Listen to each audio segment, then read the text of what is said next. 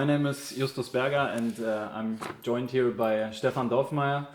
And today, together, we'd like to do a little deep dive on that wonderfully mysterious instrument called the bass clarinet.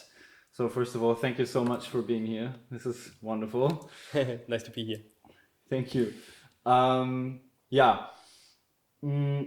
I'd like to start with a little quote from Conrad Pope, who always likes to say that you are not writing for a cello, you are writing for a cellist. Meaning, of course, that whenever you put notes on paper, you are asking a human being to do something for you, something that might possibly be very difficult, and you're not just programming a robot to execute a command. And since I think this is one of the most important aspects about orchestration, I'd like to start by talking about the human today first instead of the instrument. So Stefan, would you mind giving us a little introduction about yourself?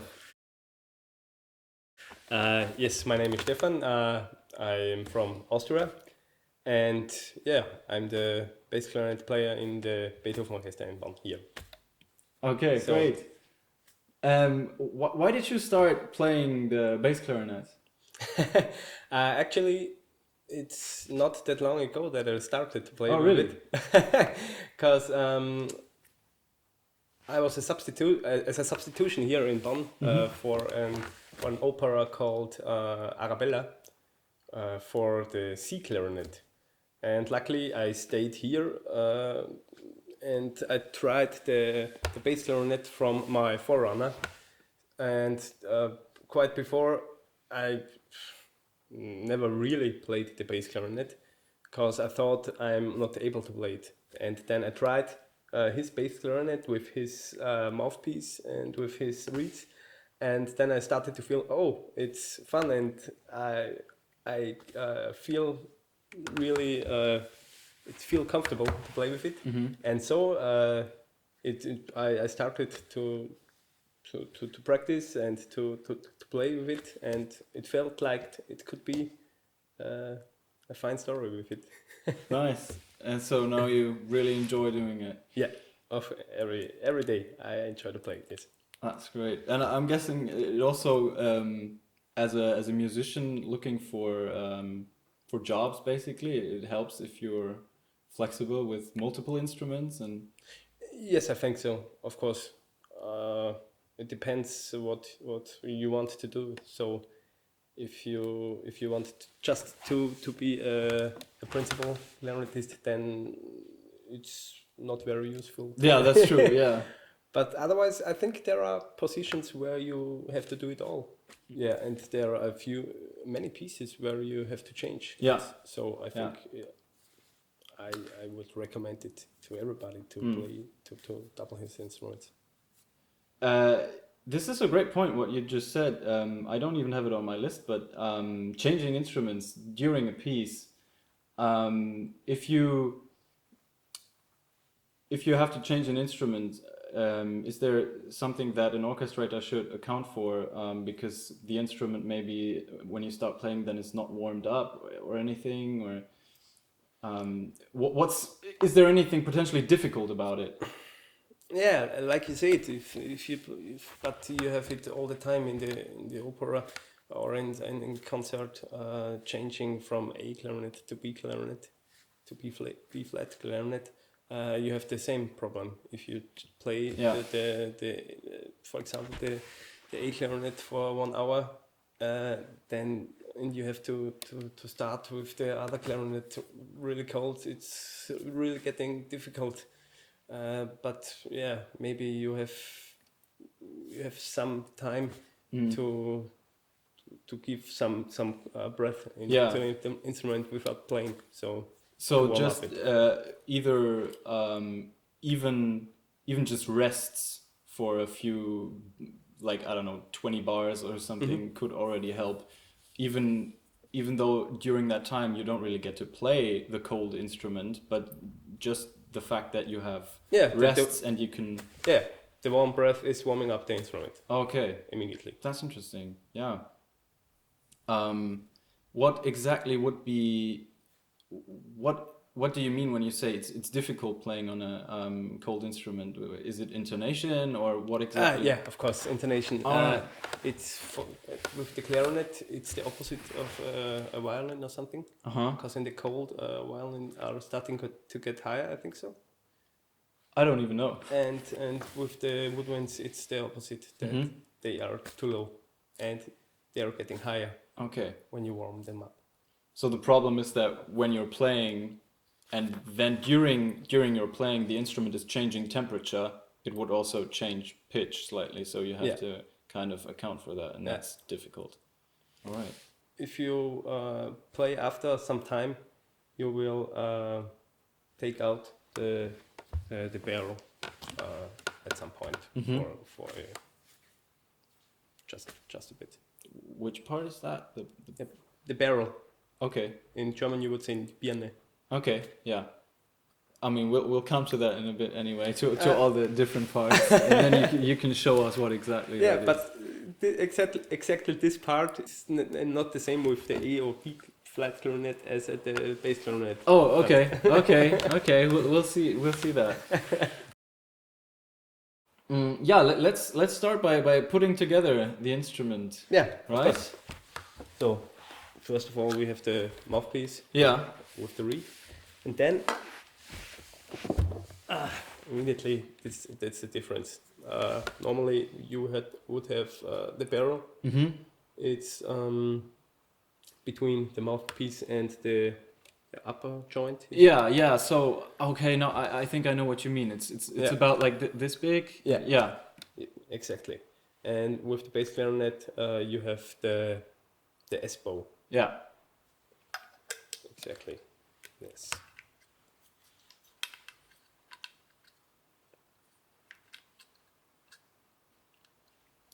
After that comes the upper joint, the lower joint,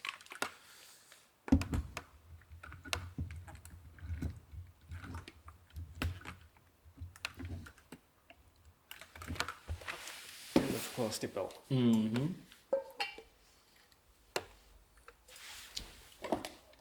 And the spike.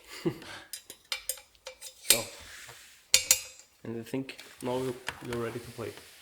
Okay, and that was the spike. You have a little plastic thing on the bottom.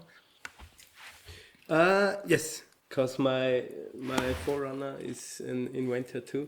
Ah, okay. He built it himself, or? Yes. Oh, really? So there are not very many of them. So, but maybe it will get famous. so there was a certain he wanted to. What's so special about this one? Can it? It's kind of a feather, so it's not really on the ground. So it's like it would fly. Okay. And it's for me it's very helpful because the whole instrument can better vibrating. Okay, interesting. All right, so now we have a finished built instrument, and so it's ready to produce sound. Yeah. And would you mind explaining to us quickly how exactly is the sound produced on the bass clarinet? Yeah, you take the mouthpiece in your mouth and you put your tongue on the reed. And then what I try most is that everything feels really loose, so that the vibration of my body can that I can transport it to the instrument as well as I'm as well as you possibly can. Exactly. Yes.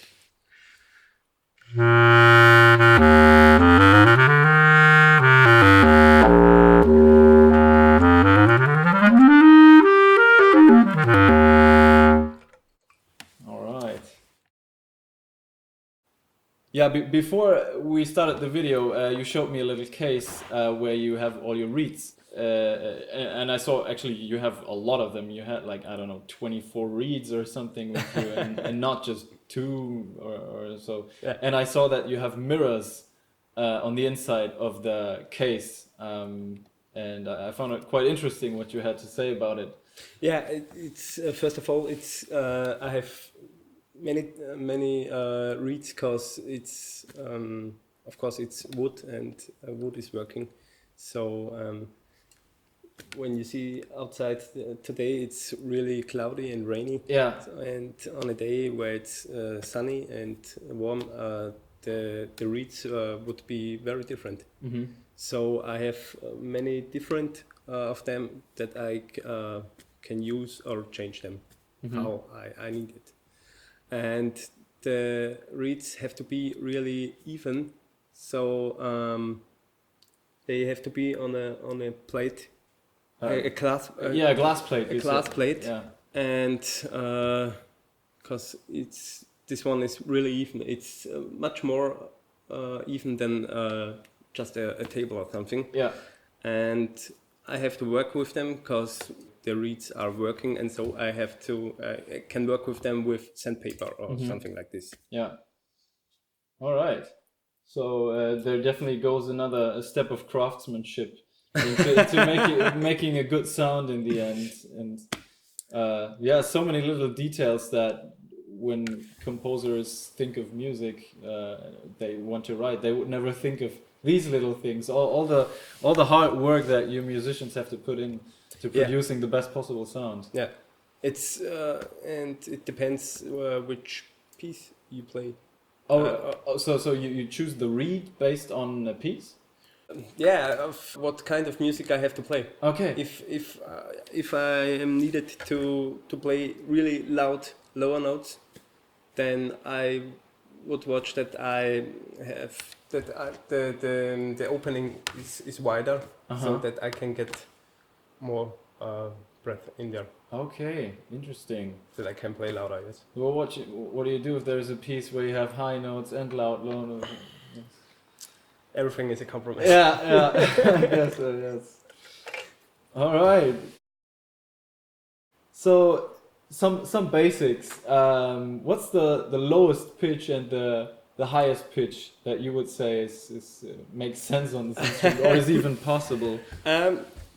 The lowest note would be the low C. It would be the And by that you mean the written C, right? yes. So what you play, but not what's sounding. I play the 1 octave below of the C1, written C1. Yeah. And yeah, it's not very used very often, but if you take your foot, you could even play the A, sounding A. A minor third lower even. No, just a half one. Oh, So you mean okay, I get it. Yeah. So it's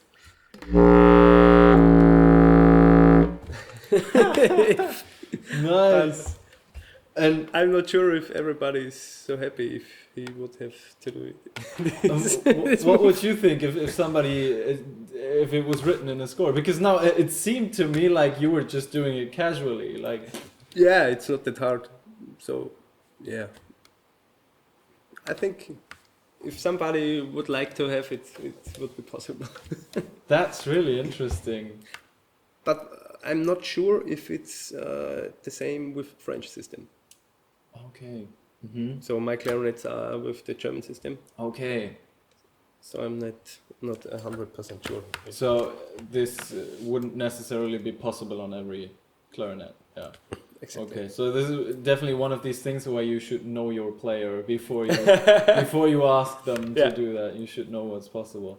Well, that's interesting. I wouldn't have thought. So yeah. So you would say in general the lowest note is written C, so sounding B flat. Yeah.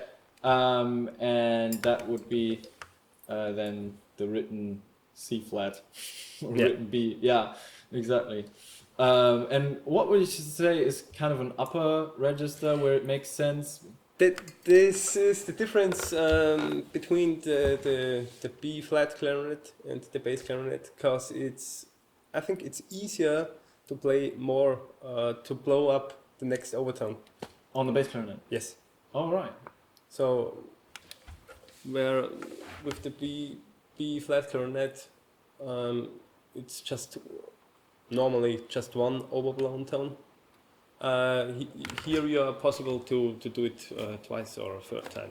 So if you play with the same thing as here, it would be in the clarine register. Would it be? Then the next one would be.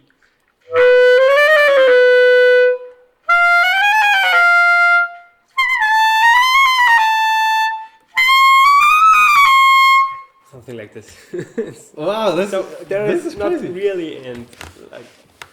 So yeah, I absolutely didn't expect this. So this is, and you would say it's not really terribly difficult necessarily. Not really. Okay. Would But you you say have- yeah? The difference in general with the clarinets is that the first overtone isn't octave, Mm-hmm. and so the whole overtone scale it's not like you would expect Yeah. from the other Yeah. instruments. All clarinets are a bit off with that one. Yeah. Different than the others. Yeah. Would you say there's any difference in intonation difficulty, whether you play high or low, or? Not really. So I'm not sure. I'm just I just know my instrument Yeah, as yeah. far, but I think it's not that hard. That Okay, so even if you play in the third octave, maybe you can still intonation doesn't necessarily get much more difficult than playing in the first or second octave.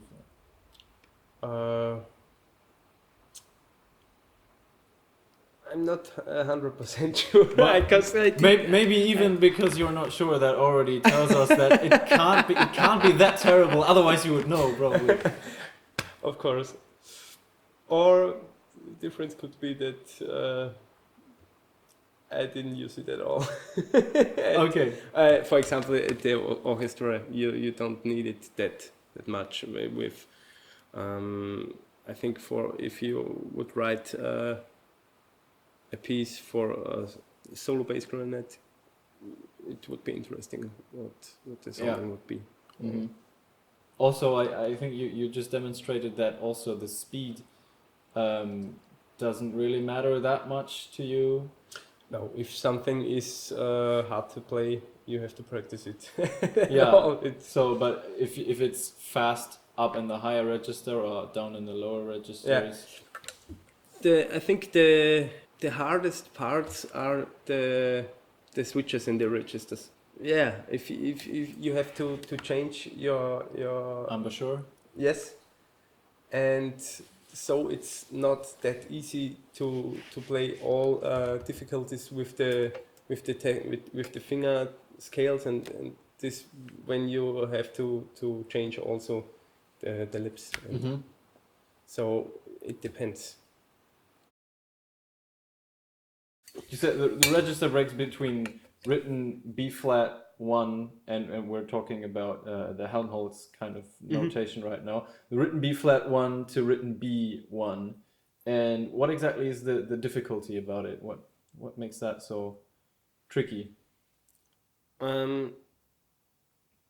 It's the difference of the way what the breath has to go from here to here. Yeah, so you have to change the way your lips or your mouth or whatever.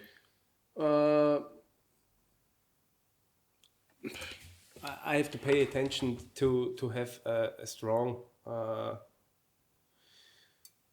breath.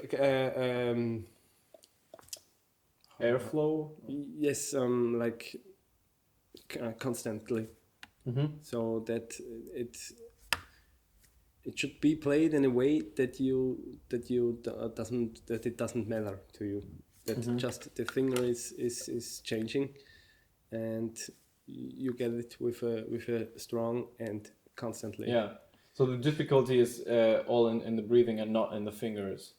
Or is it the break also difficult for the fingers? Not really. Not really. Okay.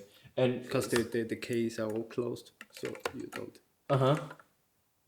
And that would mean that going back and forth across the break, that's something that sucks doing, or like a trill from B flat to that. But then you would have a substitution key.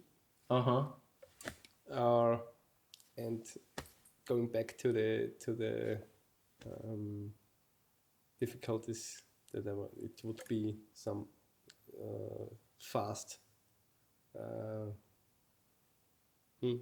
passages. Yeah, passages with always changing from the shell mode to the clarinet register. Yeah, but so if there was just one line quickly going across the break, that wouldn't be such a big problem. No, it's just Not if you all. constantly hover around the break, then that would, okay, all right, that makes sense. So you have very with the thumb and the where's the Zeigefinger? The index finger. Okay, it's from the F sharp to the B flat.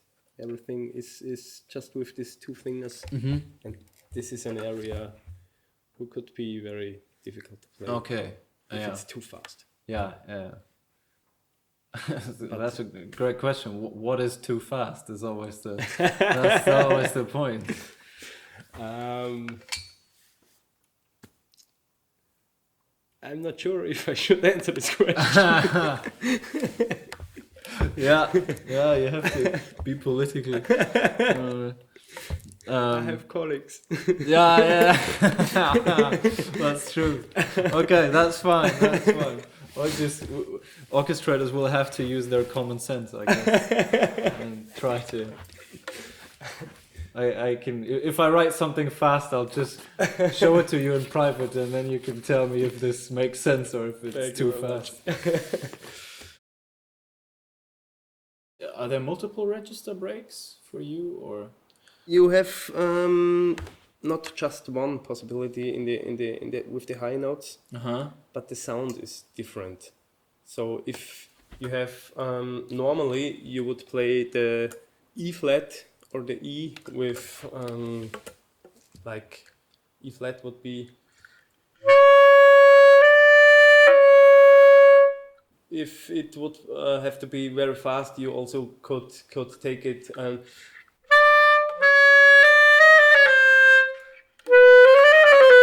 Normally it would be like that, but so you use different fingerings. Yeah, I could use it from the Chalmot register.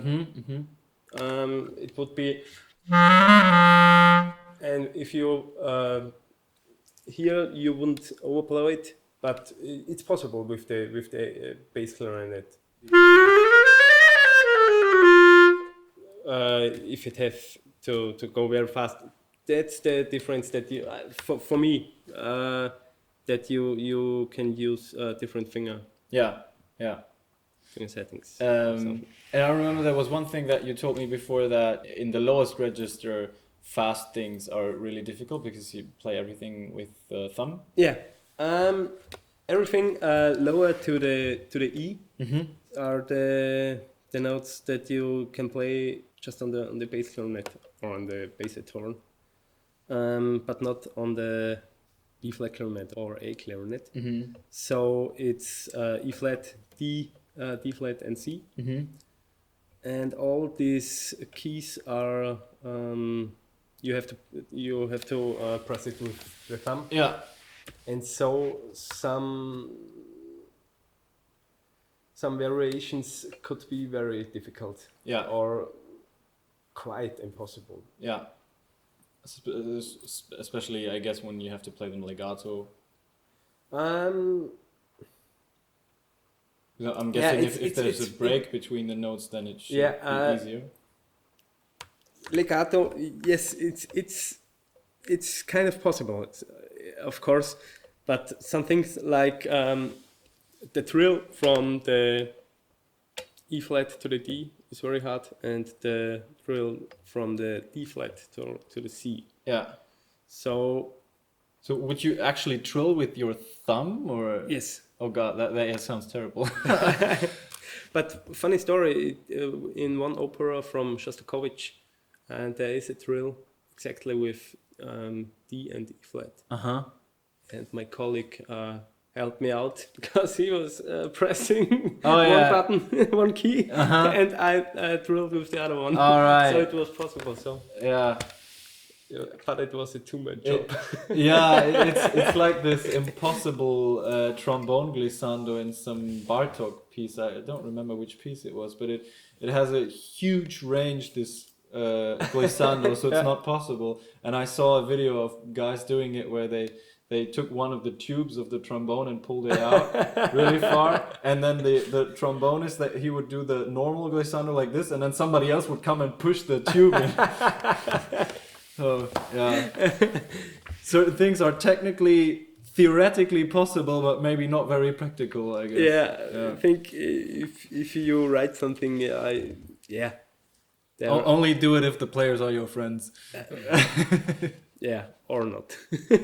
Or if you hate them. Right,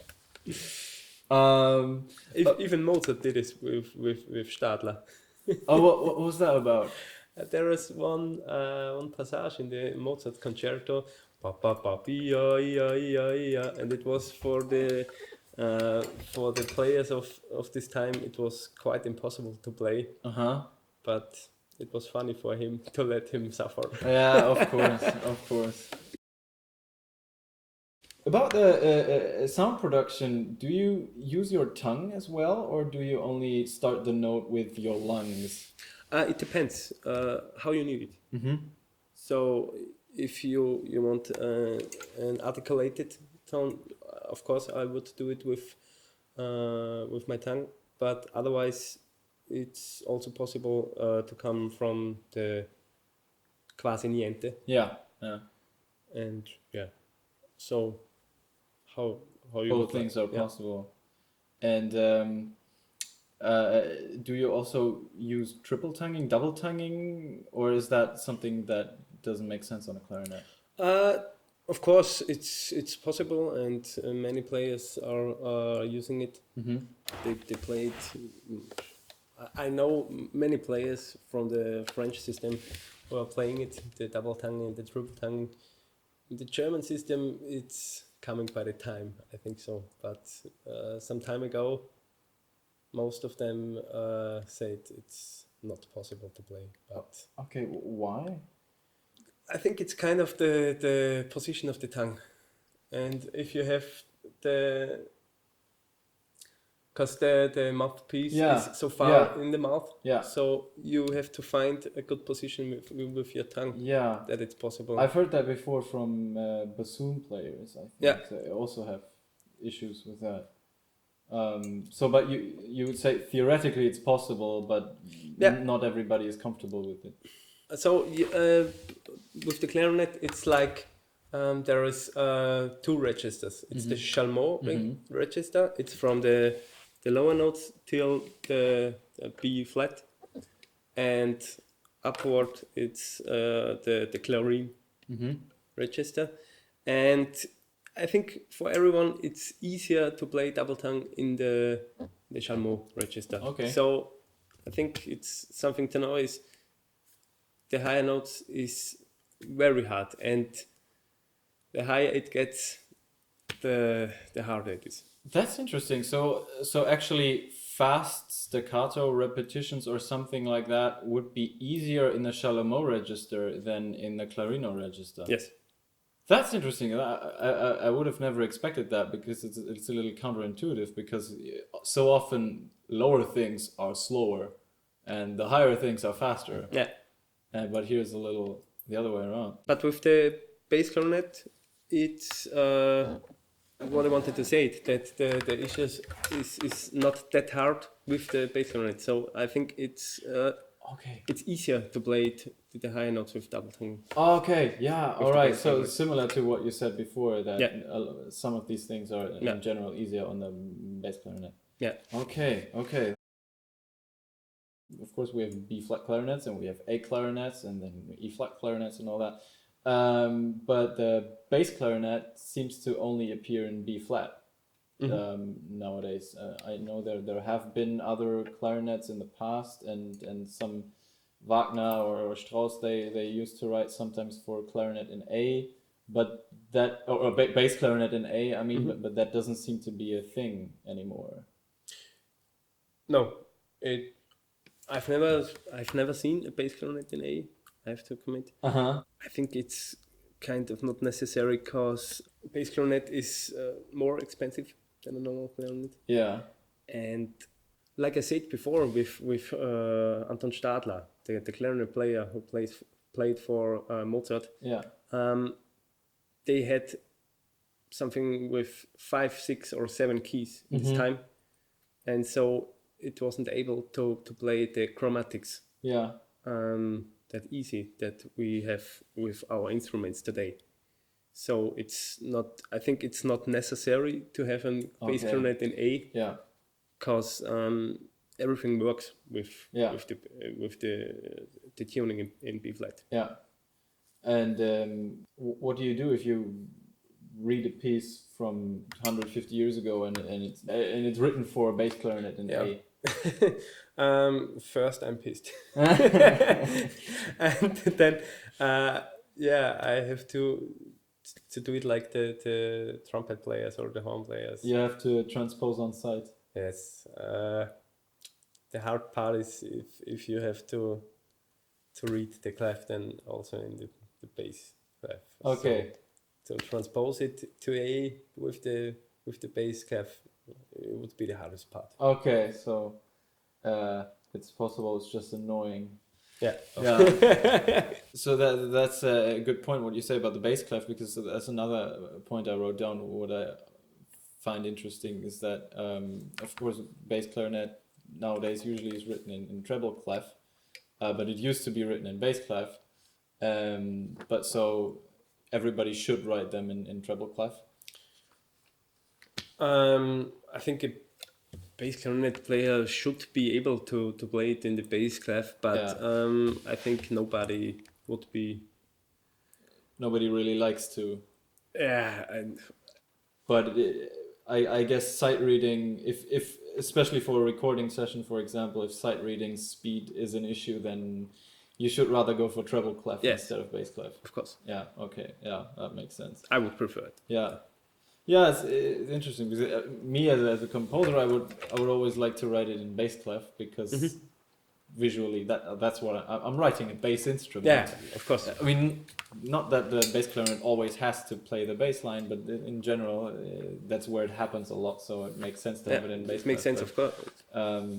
Yeah, I think a great option is to write it in bass clef in the score, but then for the parts for the players, have it in treble clef. I guess that's maybe the best solution. Yeah. We also had a chat before about the lowest possible note on the bass clarinet, because theoretically there are different models of bass clarinets, and not every bass clarinet can go down to the sounding B flat. But what would you say is something that can be safely expected from professional players these days? I think normally it would be the sounding B flat. Yeah. There are some bass clarinets that just have the key for the E flat, but normally it shouldn't be a problem to write it down to the C, to the B flat, sounding B. Yeah. Now a little question about musical context. What would you say is, when you play the bass clarinet in the orchestra, what is usually your role? What is the thing that you have to do the most? I'm connected many times with the bass group or something, or cello or something, or with the bassoons. 2 months ago we played Moses and Aaron, and I was sitting next to the bassoon and not the principal clarinet, because there were so many passages that we have to play together. So I think it's bassoons, basses, and cello. But it's especially in Wagner, you have your instrument for your own in his operas. So you can do so many things, different things. So you can use it for whatever you want. I think so. Okay, so in specific moments you would even change the seating in the orchestra. So you would, as you said, when you played Moses and Aaron, you changed your normal seating position. In this case, it was a kind of a sitting problem because we didn't have contact at all because we were sitting so far. So you wouldn't hear each other. Yes, so it was kind of a problem with the sitting situation. Okay, cool. Because I would always, in general, I would be a little nervous to change the things that you are used to, right? So at first I would always say, just do it the way you always do it, so that you're used to it and there's nothing confusing for you. Yeah, it's always kind of when you know the people, they have to be open to it. Yeah. And if they don't want to do it, then once again you have to know the players that you're in. Well, that's the best thing that can happen. Okay, so I think we already did a lot, and I all these points I had them written down as basics, but I think we already did a lot of details as well. The next chapter kind of for me would be some technical difficulties. We already spoke about a few. For example, something that is always, for me as an orchestrator, of big concern for wind instruments in general is breath, of course, because you're not like a string player. You can't play for 2 hours without a break. What would you say? How long can you hold a note, and how concerned are you about breathing when you look at a passage? As I said before, with the opening, it could be that some kind of mouthpiece or reeds, they need more breath, and then it's the clarinet and the bass clarinet is kind of they have normally a small opening, so it should be possible to play it very long compared to with flute or yes. So it's like with same length than with oboe or. Oh, really? Because they kind of have the reputation that they can play forever. I mean, they die because they don't have they can't catch they can't get all the bad air out of their system. But maybe not that long, not that long, but something in between of maybe with the bassoon. But if you have a good setup, I think with the bass clarinet it's possible to play as long like the clarinet. Do you need more air for low notes? Yes, because but not in general the lower notes or the higher notes. Okay. It depends how many air you have to go downwards. So if you play the lowest note in the clarino register, you have to play it through the whole instrument again. Oh, but then if you would take a high note from the Shalamar register, you would actually have more air. Yeah. Oh, well, how are you gonna solve that as an orchestrator? Just forget about it. But it's not that big difference. Yeah. So I would say if you play the lowest note, if you play it forte, you need of course so much more. Yeah. But okay, so you would say that's definitely the bigger difference. The dynamic makes much more of a difference. Yeah. Would you mind giving a little demonstration of like an average, I don't know, something in the middle register, and where you would say, okay, this is how long I can hold a note until it just doesn't make sense anymore because you're like... Okay, I tried.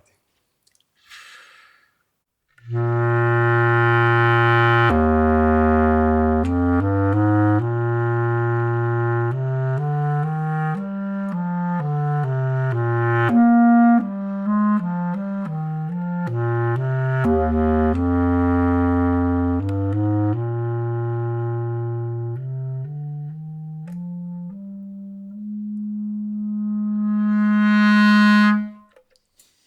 right, that was quite a bit. And I thought first you at the end you did a little diminuendo because you were running out of air, but then you had even a crescendo again. So Surprise. something left still. Nice, thank you very much. In general, when you look at a part for the first time, is there anything that would usually make you nervous the quickest? For example, for trumpet players, it's when they see a lot of high notes, they get nervous because they know that their lip muscles will get tired and all of that. Is it anything what's specifically difficult for the bass clarinet where you would say, if I start reading this, then I'm like, shit. Yeah. For me, it's the entrance of high notes too. Okay. Because of the bass clarinet, like I said before, to overblow the tones, it's easier. So it's also easier to overblow it in a way that you don't want. Oh, okay, yeah. So if I have an entrance in a pianissimo or something with the written E or F or something higher, I could be nervous or something like this. Okay, yeah. So that would be written which E exactly? The written in the third octave. So that would be the E above the treble clef, even. Yes. Right. Yeah. Okay. So that you said something about if you had to come in at pianissimo, that would make it specific, or is it like if you play forte, it's just still difficult? Yeah, as you say it now, it could be very loud. Okay. In German you say Giekser. Yeah. No, it's like the what horns are famous for also. Yeah. Yeah, and because the overtones are closer in the upper part. Yeah. Okay, that's good to know. But other than that, I mean, of course, just the, I would say, usual difficulties about music, right? Weird rhythms and of course, and that kind of thing. Yeah. We just briefly touched on trills. Does it matter for you which trill, where the? I mean, let's just talk about basic trills like a half note and a whole note trill. Low, high, anything makes a difference for you, or? Not really. Not really. I think there would be a few keys that are more difficult than others. Especially in the middle register from the F sharp to the G sharp. So you have to combine the index finger and the small finger. So it would be permanently like this. So it's kind of, but it's like something you have to manage. Okay, so you wouldn't say that one should definitely not write it. Not really. Yeah. Okay. Also, depends in what context you use it. For example, if you were doing a trill and you're solo, then of course you want that one to be very, very clean. But if you're playing a trill and maybe some other instruments are trilling as well, then it's not so. Yeah. It also depends on the instrument. So, but with my bass clarinet, this trill sounds not that bad, and it's not so far away from the intonation. But with my B flat clarinet, and I would have a big solo with this drill. You could switch your instrument for this kind of solo. Yeah. That you drill it G to A with the A clarinet with the time. Yeah. Is to switch the instrument. Okay. But it's with the bass clarinet, it's not possible. But yeah, I think it shouldn't be that problem. I think with with practicing, you can do a lot. Yeah. Okay. So no. But like I said, the low C to D flat. Yeah. Yeah. And the D to the E flat. Yeah. It's kind of just So just drill with the thumb alone is.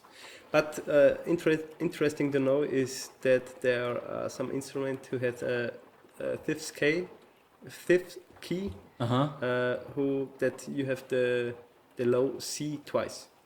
Okay. So it could be possible to drill the D to the C. Okay. But yes. Yeah, but I think Everything to drill with the thumbs. It's safe to know that if it's possible to avoid it, yeah, would be great for yeah, the players. okay. So yeah, that's I think important to know that in the very lowest Yeah. register, maybe write something else than a trill. Something that we almost discussed before about trills, but I forgot to ask this specific point. How big would you say is the interval of a trill, or can the interval of a trill be and still kind of be useful? I think that I cannot answer that question in general. So I think it have to do again a lot to do with the registers. So I think quite every drill in the Chalmot register should be possible. So even like a sixth or a seventh or yes, but it depends on the fingering. So if you would play the F sharp to the C sharp, I would have to change the small finger. With the French system, I think it would be possible. Because you have both small fingers are able to press most of the buttons. But with the German system, a thrill from the F sharp to the C sharp is really uncomfortable. So I would say, I guess if you're writing large trill intervals, you should just ask a clarinet player. Yes, or if it's from the normal scale from C to C, if it's not any sharp or flats, I think it shouldn't be a problem. Okay, that's good to keep in mind that the key that you're playing in actually makes a difference. Yes. So I think you don't have any problems if you just have the C major scale. Okay. And then through the registers, it depends. I think so. But there's, I think there are just there are not so many exceptions. It's with the C sharp or D flat and the F sharp. So I think except of them, quite everything should be possible. Okay. Dynamic levels. Can you play all dynamics in all registers also? Yeah, it should be possible. Yes, it's talking about clarinets is almost boring because it's so great because it's all possible. On other woodwinds you have like, for example, on the oboe, you can't really play pianissimo in the low register, and I don't know, all these specific things, but the clarinet is always like, yeah, sure, I can do that. All right, so I think technical difficulties, we talked a lot about those now. And let's go to the next chapter, which is articulations. And just let's start with the basics. Staccato, for example. How short and how pointy can a staccato really be on the bass clarinet? I think the difference is a wide range, I think so. So I think I'm not sure if there's any articulation who's not possible with the. No, I don't mean that it's not possible, but for example, I think a clarinet is probably always going to be a little. It's not going to have such a sharp attack as, for example, a bassoon. But it would be possible to get. If you take your tongue, then it could be, of course, as hard as the bassoon player. Would you mind giving us a little demonstration? So if you play a normal tone, it would be like.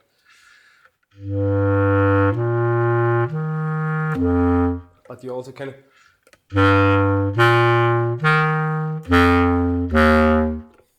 If you mean something like this. And now you use your tongue, or?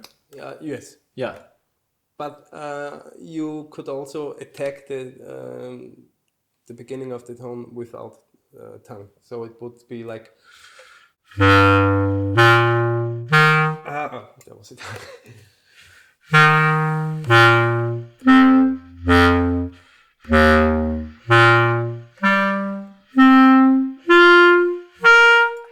The difference with tongue would be.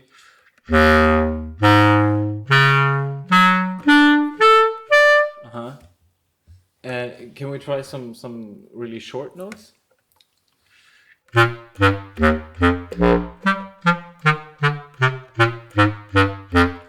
So that was all with the tongue. Yes.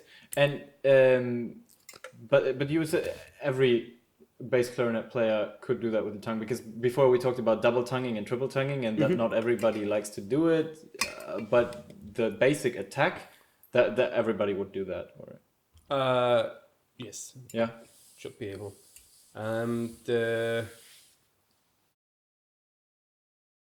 There would be one possibility to play to start the playing. It's called a slap tongue, and it would be the shortest note. So you're producing a kind of a vacuum with your tongue, and you let it go, and then it slaps. Okay. So it would be like. Something like this. Does that have anything to do with the sound production of the note itself, or is it really just a percussive thing? No, you could do it with a note. Okay. And so you would say that could theoretically be a way of producing a note with a really sharp attack. Yes. Yeah, okay. Obviously you can play legato as well on the bass clarinet, no problem, I guess. Yes. Yeah. Should be no problem. And what about leaps? Because for certain instruments it's easier than for others. Is there anything to say about leaps on the bass clarinet? I think in the higher areas, if you switch to the higher register, to the written to the third octave, from the second to the third one, it's these leaps are the hardest one, I think so. Okay, so but jumping around in the lower register or maybe even in the second octave is not so much of a... Not really. Okay. Of course, the bigger they get, the harder they are. Yeah. What would you say is a leap where you would say, okay, this is starting to get adventurous? Kind of more than an octave. Yeah. Then it depends, of course. Yeah. But it's still like a ninth or a 10th, depending on the context, is not impossible. No. Okay. Is there, for example, I've heard about the bassoon, that if you have leaps, big leaps that you want to play downwards, coming up to the lower note, it's not possible to play them legato because of some overtones. I don't know exactly. That's right. Something similar for the bass clarinet as well. That's right. From down to it's the jump is the jumping area. It's really you can also leap over 2 octaves. From if you probably It's tricky. Best example. Of course, it's tricky part.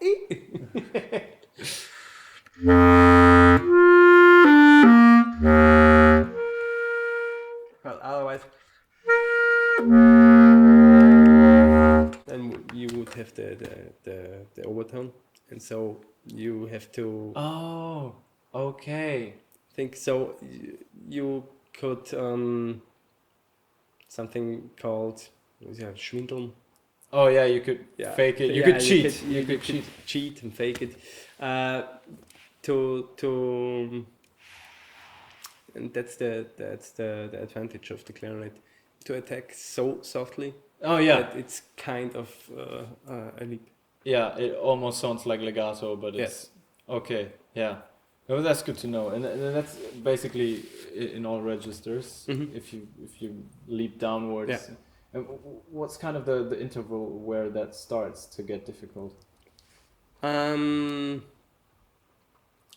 It's like if I would, when I think of the concerto for clarinet from Weber, it's like.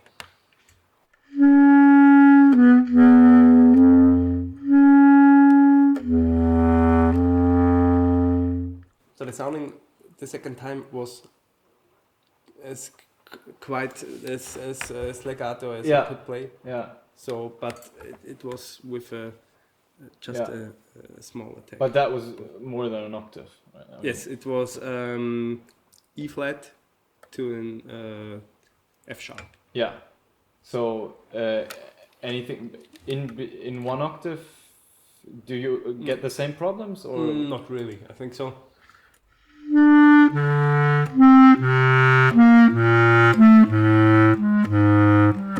Okay. And, so but it's just it depends again with the registers. Mm-hmm. So everything in the Schelmer register shouldn't be a problem. Okay. It's just if you have a big leap from Across the register Yes. break. Okay. Makes sense. I have a little notation example prepared because among orchestrators there's often a discussion about how detailed articulations should be, and there are some orchestrators who put in hardly anything into the parts and let all the interpretation to the players, and some other orchestrators say no, we have to write it as detailedly as we possibly can so they know exactly what we mean. And something that I personally often wonder about is certain types of notation of repeated notes or of short notes, if it's staccato or staccatissimo or tenuto or portato or these kinds of things. So I just prepared a little experiment, so to speak, which I would, if you would like, we could just play through it, and you just tell me if you have an idea of what the composer wants from you, or if there's anything there where you would say, well, no, this doesn't make any sense to me. Mm-hmm. So is there anything, I will show the notation on screen, and is there anything immediately where you say, okay, this doesn't tell you anything? No, you see it all the time. This kind of notation. I think two things they speak for itself. It's the normal staccato and the tenuto. Mm-hmm. And I think everything else from the notes without anything, the discussion could start. I think so. Okay, but that's always annoying, because if you can start arguing about something, then you're like, yeah, then I might as well not write anything. Yeah. So would you mind just playing this, and I will try to think of whether what you actually play is kind of what I would expect, or maybe something you do completely differently than what I had in mind. The difficult thing is not to know which kind of music it is. I guess, yes. Because if I would play a traditional Austrian polka, there could be written nothing, and I know how I have to play it. Yeah.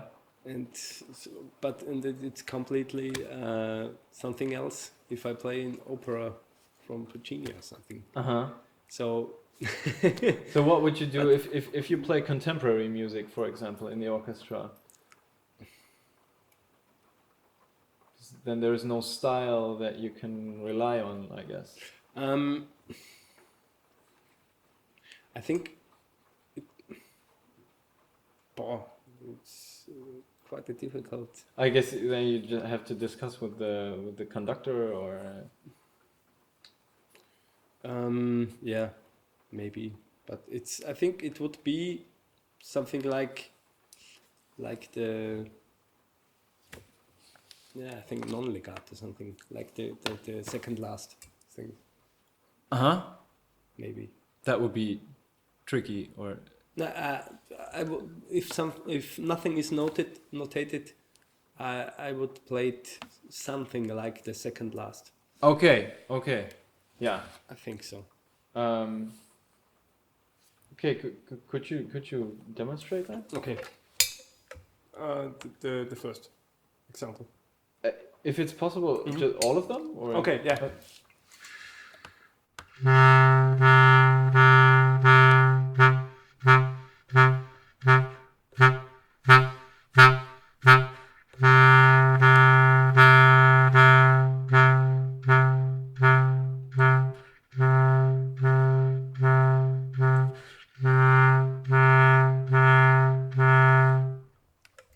Okay, thank you very much. No, that was really interesting because I'm very happy because it kind of sounded like I thought it would. So yeah. I'm not sure if I would play it completely the same if I would repeat it twice or third time. But I'm a person who wants to. I think I see different things. Yeah. Like if I play a Beethoven symphony. Yeah. You would feel like, oh, there is such not so much information, but if you read it really closely, yes, there is so much information. Yeah. So for me, it's something like a Beethoven symphony. You just have to play like it's written. Yeah. I mean, of course you know the composer and you've studied this music and you know the style and that's helping a lot. But for people writing music today, we cannot rely on I can't rely on that you would know what I want, right? I would have to try to get as closely as possible. I found that really interesting. For example, this kind of portato notation and this bar, you played it differently. And you played the first one a tiny little bit shorter and this one a little bit more connected, which makes sense because there is a legato bow on there. But I've also read many times in orchestration books or something that these two basically mean the same thing. For me, the second one would be, for me, the bow would,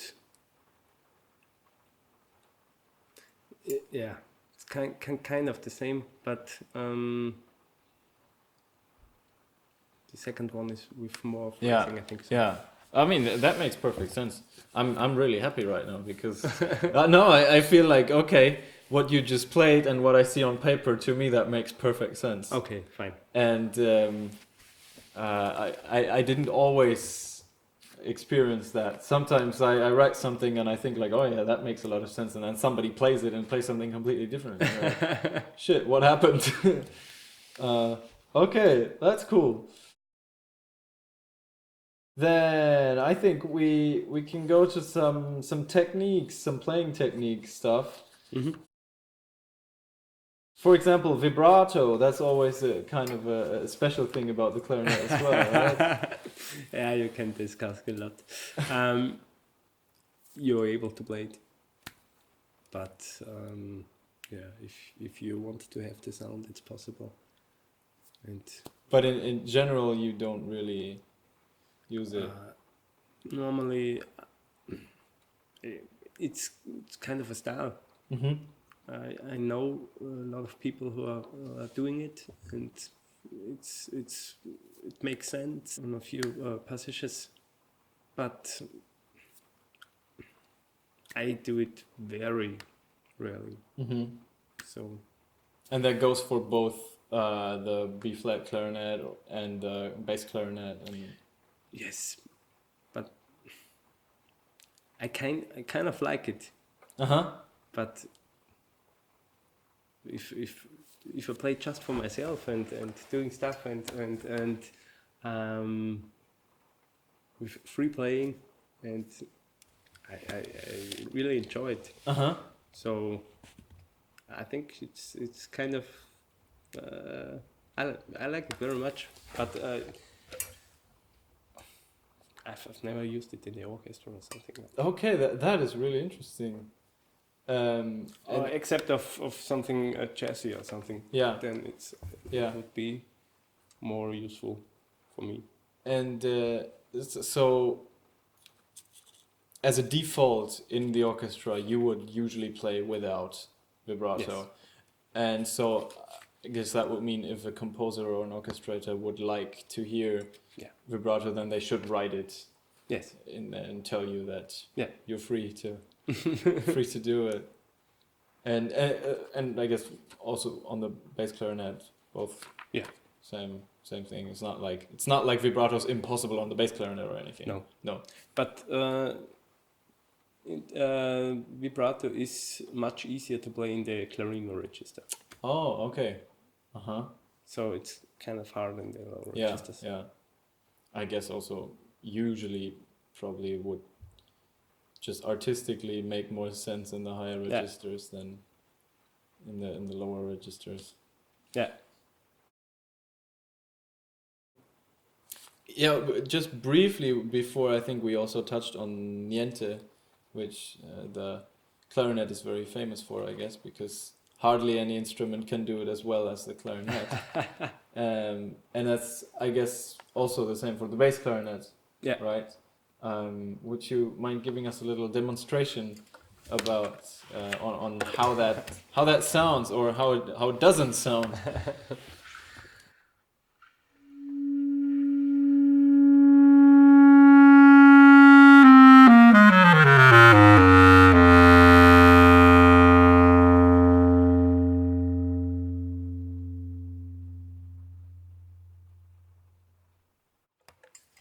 That was great, thank you. And you also demonstrated high register and low register, and especially the low register for the diminuendo al niente, I thought was really interesting because you really have this moment where at some point you kind of stop hearing it and you can only feel the bass still going, and then all of a sudden, or at some point, it's completely gone.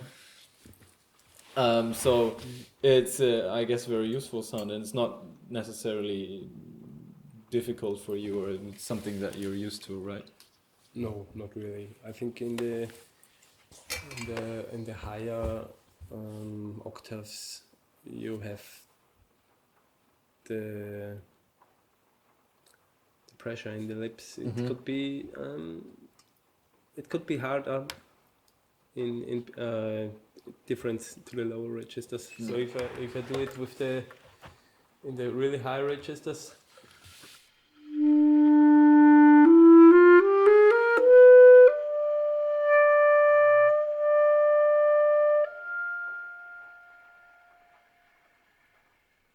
but it could also be that it. Ah, okay. Yeah. And it's in the lower octaves. It's not that dangerous like it's. Yeah. So it's kind of stable. Yeah. Okay. Flutter tonguing. I'm wondering about, because that is something, for example, I think might be tricky, just similar to the double tonguing and triple tonguing. It's, yeah, I do it with the in your throat. yes, That thing. yes. Or, It's okay. not with the tip of Yeah, the tongue. yeah. So I do it Okay. behind. So it would sound like.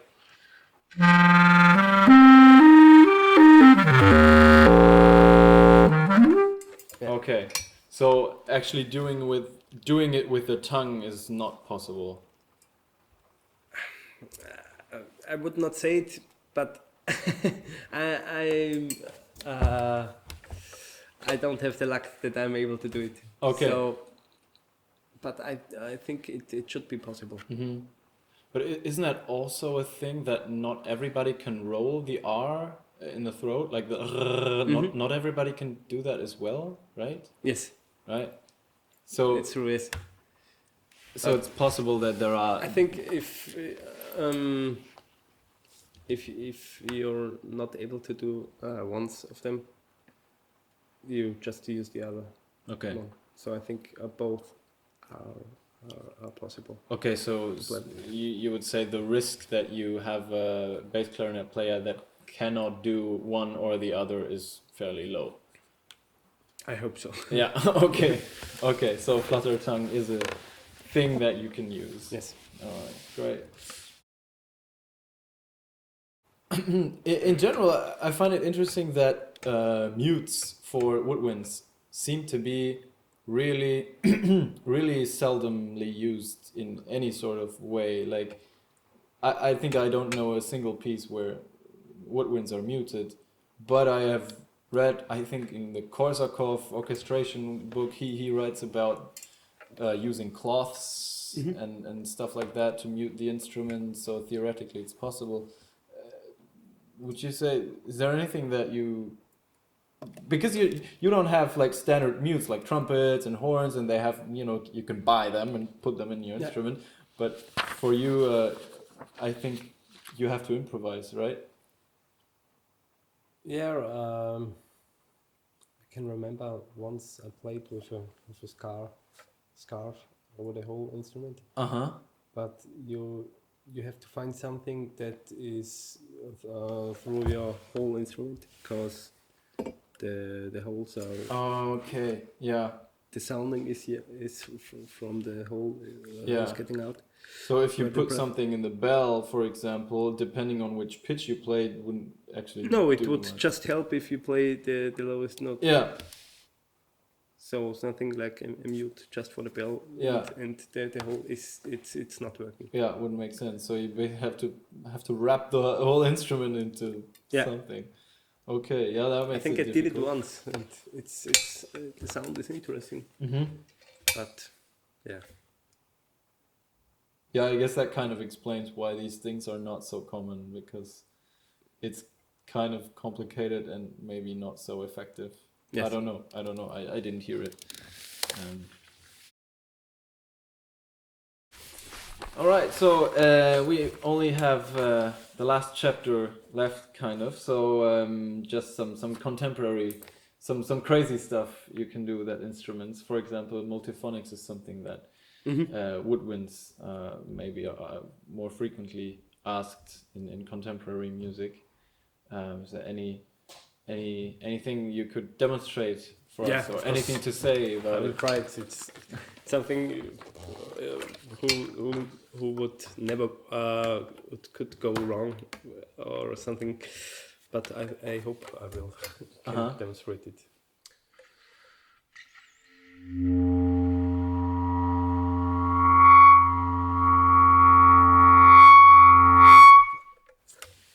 So it's I heard that the overtones that are coming in are really dynamic. First they're really quiet and then they got louder. And is that something that you can control really consciously, or is it? Whew? No, normally you should be able to. It's a thing you have to practice. Yeah, of course. yeah. But it should be able to do it. Yeah. And for yes, you should also be able to control it. most difficult thing is that you have to find the pressure of the lips on the mouthpiece, because it's kind of different compared to the normal playing. So controlling the overtones is really delicate, and you have to you have to know what you're doing.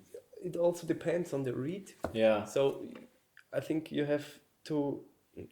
It's the difference is, of course, really not very big, but it could be that if I would take another reed, that I have to do it different. So, but in general, I could say that I have the lip pressure from my upper lip to the reed is a bit more than I usually. Normally, I would play very loose with my my lip, underlip, but with the Multiphonics, I have to find the right pressure. Okay. And I think also the fingerings are these things that, because you were now trying out things, so fingerings for certain Multiphonics, are they you can just find them if you want them, or is that something that is more complicated and you should prepare that? I think it could depend on the instrument, but I would say that with the bass clarinet, the lower the tone gets, the easier could it be to get Multiphonics. If I try it with the lowest C.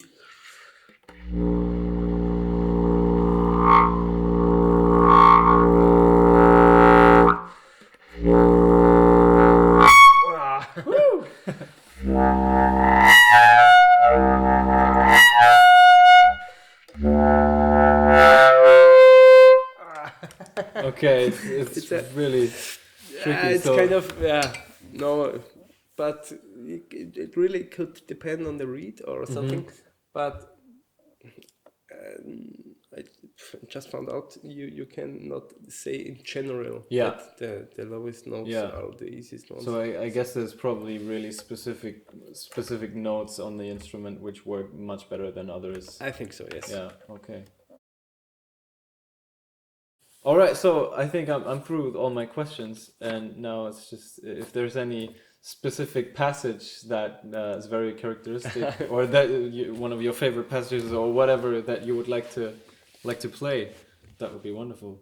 Yeah, I will try the concert for the bass clarinets in German. You always play in the auditions. You play the second movement from the second concerto of Louis Spohr.